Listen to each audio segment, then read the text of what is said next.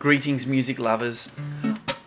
I had a dream. I love teaching my students this simple reggae strumming pattern. I had everything I wanted. Because reggae is so cool and there's such a wealth of fantastic material to cover. But reggae's syncopation isn't obviously transferable to a single guitar. Tide is high and I'm moving on.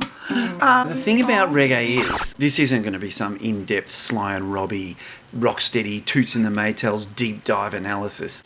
Quick and dirty, I promise. The thing about reggae is that offbeat scratch guitar part. 3, 4.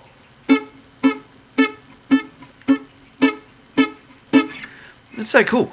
But I can't exactly do that alone without the other instrumentation, because I'm in danger of my audience perceiving that as the downbeat, which, it's going to start to sound a bit weird. If we think of one love, one heart, we don't want it to sound like one love, one heart.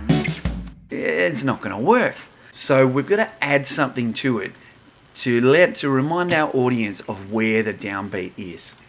So the easiest way, the most effective way that I've found of doing this on a single guitar is to add the backbeat on 2 and 4, where we would normally hear the snare drum in rock music, something that, some of us are so used to hearing that it's ingrained.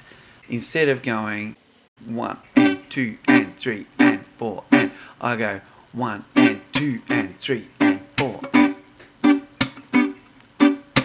It doesn't matter how you do it. I'm using my fingers. You can do it with a pick.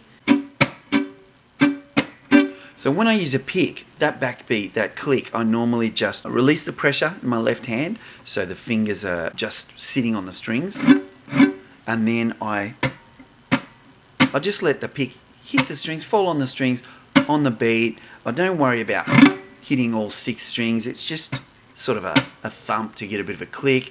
You can do it back closer to the bridge, and then if your acoustic guitar is plugged in, you get a bit of a kick drum thump out of it as well. But yeah, look, that's basically it. Let's dance. Put on your red shoes and dance the blues.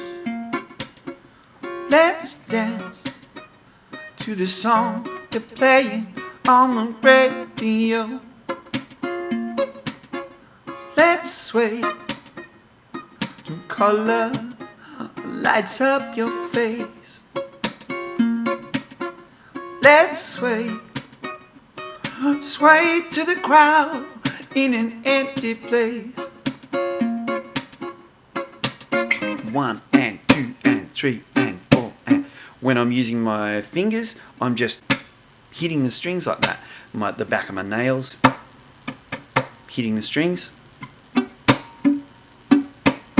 But what you don't want to do is put that downbeat on every beat, like 1 and 2 and 3 and 4. Starts to sound like a polka or some sort of gypsy dance or something.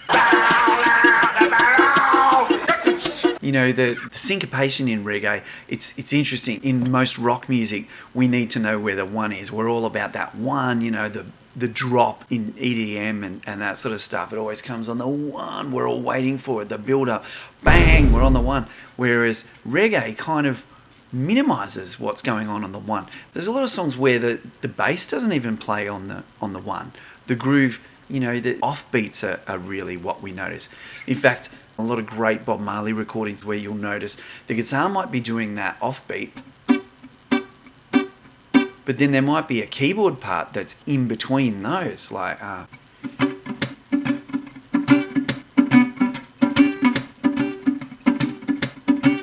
so you got 2 offbeats going there. Masters breaking all the rules, having fun and playing pool, smashing up the woodwork too. Baggy trousers, dirty shirt, pulling hair and eating dirt. Nothing not to think of when that lifestyle bell will ring again. Oh, what fun we had, but did it really turn out bad? All I learnt at school was out to sin and break the rule. Oh, what fun we had, but at that time it seemed so bad.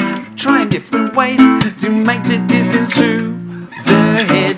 The other thing that I add to this pattern, I do play the 1, usually at just the start of the first bar, or maybe start of a pair of bars. So like 1 and 2 and 3 and 4 and 1 and 2 and 3 and 4. Again, it doesn't usually work too well if you do it on the 3 as well. It starts to sound a little bit party time. Depending on the song and the speed of the changes in the song, you might only do it at the start of the first bar and not the second.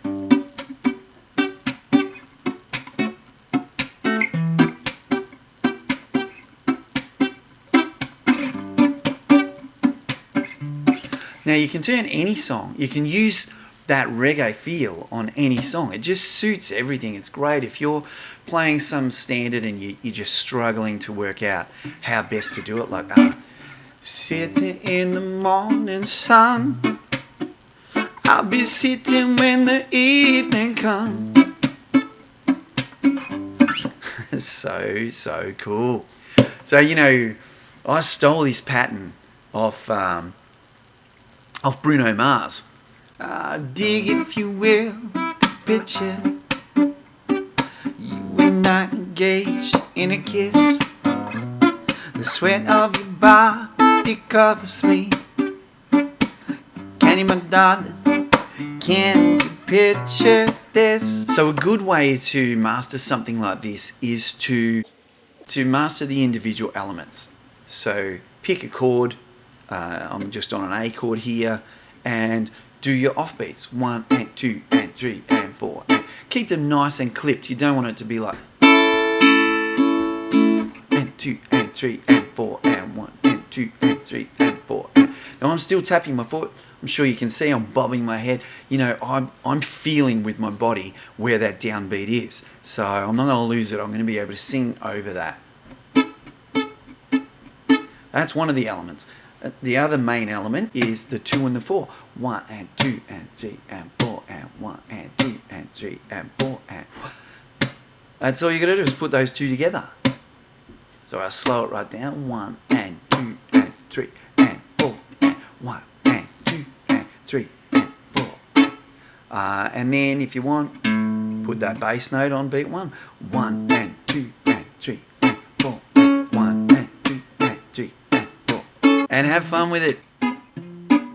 Alright, covers lovers, I'll see you in a week. Please like and share if you like, and give me some comments, give me some requests. I love hearing from everyone.